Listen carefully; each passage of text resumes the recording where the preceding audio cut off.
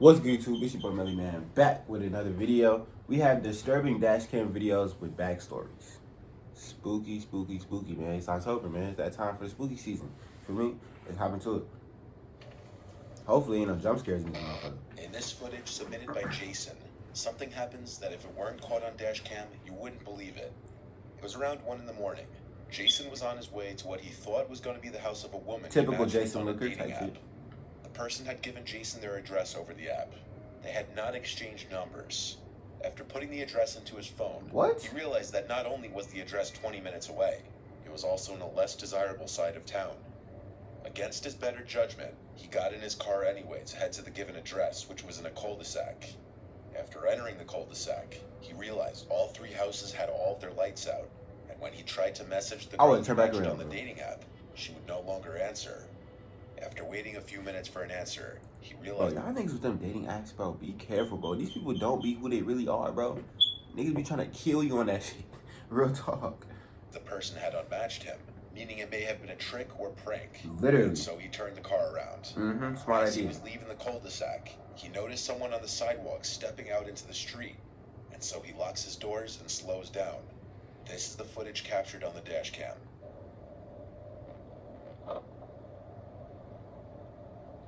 What the freak? Oh! Bro, what, bro? The footage is kind of grainy, so it's hard to make out some of the smaller details. I would have ran that nigga over, bro. I don't care. I would have ran him over. Jason slowed down as he saw a masked person walking into the middle of the street, immediately knowing something was off because there was nothing across the street except a busy highway. So he locks his door and comes to a stop as the person is directly in front of his car. Then the masked person reaches into his pocket, grabs a handgun that's a little hard to see in the video due to lighting, and starts running towards his driver's side door. Jason immediately steps on the gas and drives past the man. Why did he shoot, though? Open the door, which thankfully was locked mere seconds earlier. It's hard to see unless you pause and zoom in, but the man in the video was wearing a creepy smiling mask. The man didn't fire any rounds, but that's also under the assumption that the gun was even loaded or real. It's not that uncommon to hear about people using fake guns in scenarios like this. Nah, bro, what? What was strange about this was while even though it was in a less desirable end of town, it was still a very residential block right next to a highway. So it was a slightly questionable place to pull this. However, it doesn't take a detective to put the pieces together that this was a setup. Stay off them dating apps, bro. Or some unsuspecting guy to a dead-end road in order to rob him at gunpoint or worse. According to Jason, the spot in which the man stepped into the street was out of view of any houses as it ran alongside a long fence. Run him over. I would have. Jason reported the whole incident to the police, you know what I'm saying? including the given address. Jason was accompanied with a police officer to knock on the door of the address in question the next day, and an older woman who claimed to live alone answered the door. She claimed she had nothing to do with it, and that's obviously pretty likely to be the truth, meaning a random person simply chose that address because the street was low-key and hidden. That's crazy. A perfect spot to try and set somebody up. Luckily, Jason didn't decide to stay put and got away without harm. Protect your life, bro. Feel me? People out here be crazy. For the next clip, I just want to talk about today's sponsor, Aura. I read a lot of horror stories on this channel, but a grub... No, sir. We're skipping that.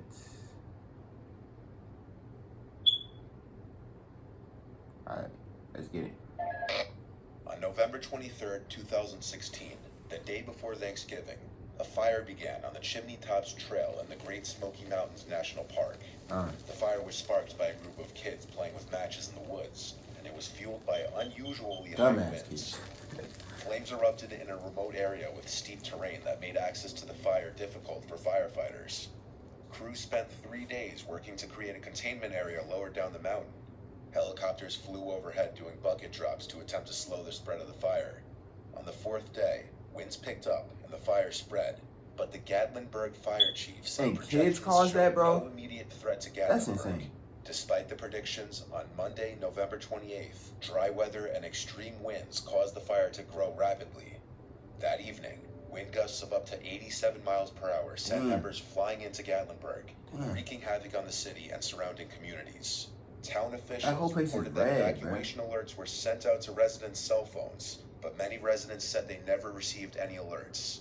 14 people were killed and 191 people were injured in the fire. The flames destroyed Oh nearly my God. 2,500 homes and left an estimated $2 billion worth of damages. 2,500 Resident homes Michael was Luciano destroyed. recorded his and his stepbrother's horrifying escape down the mountain. During the drive down, just about every single passing cabin is seen engulfed in flames. Oh my gosh, bro. And they had to pass through that, bro. And I know the air was just, bro, oh my God, bro. Like, you gotta add. I just know you open that window and heat blazing in your shit. Like, you just hot. We'll get out of it. Hit the gas. I can't see. Literally. Why is every cabin on fire? Man, this is crazy. Bro, and kids started this, bro? Kids, bro. A little match, bro. How about this? This started at Natty Branch. We're going the wrong way. What? Hey, man, God is good for getting them out of there, for real, bro. Like, this is crazy. Oh, God, that was a beautiful cabin, too. He talking about it's a beautiful cabin. Man, At go get your multiple ass out there. points, the two men find themselves stuck behind fallen trees. Go through it. Go through it. I can't. Damn. I'm stuck. Try on the left side when these sticks are short. Get a running start.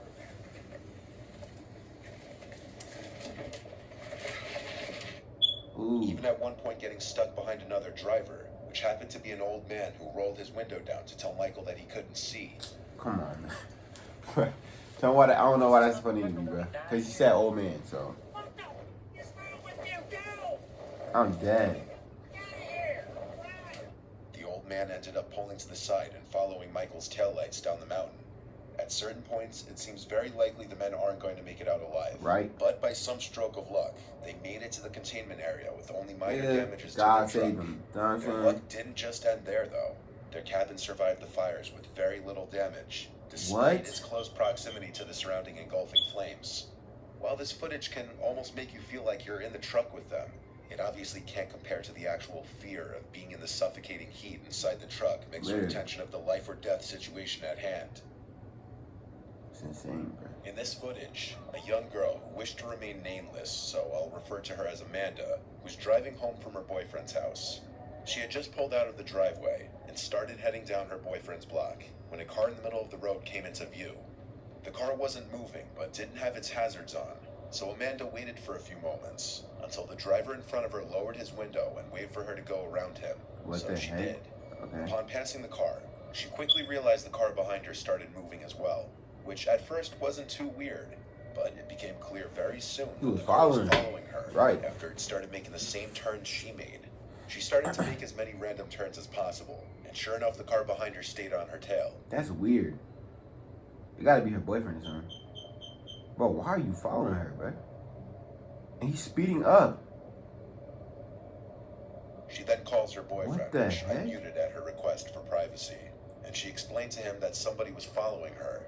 He reassured her to keep calm and everything would be fine. Boy, I would have Just kept drive hitting the block to nearest block, police boy. station. Ain't So she stopping. looked up the nearest police precincts, and when they were only a few blocks away from it, the car behind her turned the opposite way, likely because they knew she was going to the police station. Still on the phone with her Good. boyfriend, Stupid ass. she told him the car behind her turned a different direction, so her boyfriend assured her she should be fine to go straight home. Just be cautious. Amanda drove home after this, which was in the same town, so it was unlikely to be a long trip home. She even checked to make sure the coast was clear before parking her car and going inside. Oh, God. But later in the night, she woke up to this.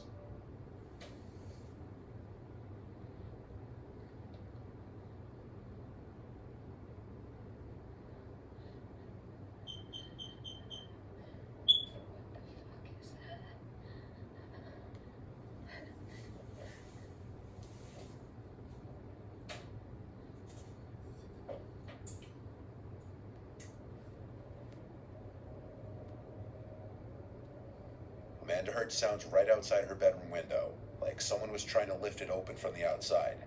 Once she turned the lamp on, the noise stopped. She called for her dad when she realized what was happening. Bruh. The occurrence was immediately associated Oh with the my vehicle God, I thought it was that gonna be a was jump following scare. her I thought earlier. somebody was going, So like, the family called the hop police out, to bro. file a police report and showed Whew. them the dash cam footage of the vehicle following her. The vehicle could be identified as a BMW, and Amanda was asked if she knew anyone who owned a BMW that might want to hurt her. The only person she could think of was a guy named Christopher Crea, somebody who she blocked on social media for obsessive harassment, who happened to drive a black BMW. Bro, you see what be These were wrong the with people, last bro? texts Christopher had sent to Amanda Go before f*** she blocked yourself. him. Christopher happened to know Amanda's boyfriend personally through mutual friends, and through those connections, he knew where he lived. So the idea that this Christopher guy waited outside Amanda's boyfriend's house suddenly became a possibility. As an idle threat, Amanda's boyfriend sent an Instagram DM to Christopher that she was filing for a restraining order if he bothered her again. But his response was him acting confused and claiming he hadn't bothered her. Whether it was acting or not is a mystery, but nothing happens again at Amanda's house after that. So it doesn't seem too far-fetched that it could have been this Christopher guy. Man. The following dashcam footage was taken in the vehicle of Uber driver Christina Spikuza. And I want to warn you, while there is no... Bro, I think I remember, I done heard about this. She got robbed, right? 38-year-old mother of four, Christina Spikuza, was doing some night drives on February 10th, 2022, when 22-year-old Calvin Crew used his girlfriend's phone to order an Uber. Christina accepted the ride and picked Calvin up. He gets into the car in a sketchy Uber is mask covering his entire that's a face, dangerous except job for his too. glowing eyes. She greets him by asking for Tanea and how are you today, but he doesn't answer either question, or if he did, it was likely an inaudible grunt. Hi, I'm Tanea. How are you today? Christina was extremely polite to Calvin, even That's asking crazy. how his day was going a few minutes in. Did you have a good day today? Calvin is seen turning to check if the coast was clear, and then lifting his mask up slightly before pulling a gun on Christina and threatening her. I'm sorry? You've got to be joking. What the heck? What are you doing? No, it's not. Stop. Come on, man. I got a family. What are you doing? Bro, people are just so inconsiderate, bro. Got no feelings, bro. Like, bro, what are you doing? Trying to rob a Uber driver, bro. Like, they're just trying to make some money, bro. Like, you know what I'm saying? Like, Doing this. Why time are I got a family too. Stupid, bro. you to where? I cannot do that. Why are you doing this? He Please? tells her to cancel the ride so that it could no longer be tracked. Not long after, he grabs her phone to gain access to her banking apps and transfer money to his girlfriend's phone. Are you serious, bro? I don't know. Before grabbing the dash cam and throwing it out the window, he tells her that everything will be okay if she does what he says. I hope your ass get hit by a bus, stupid ass nigga. Bitch, bro. But that later proved to be a lie. Christina's body was discovered by an Amazon driver 2 days later, lying in the woods 50 feet off the road, with a single gunshot wound to the head. Detectives found Christina's dashboard camera along the route of her last Uber ride, and the footage provided all the evidence necessary to prosecute Calvin for her murder. Prosecutors are currently seeking the death penalty for Calvin. Please kill that nigga, bro. Please kill that nigga. Please, please, please. Oh my god, bro. Why, bro? Why, bro? Oh my god.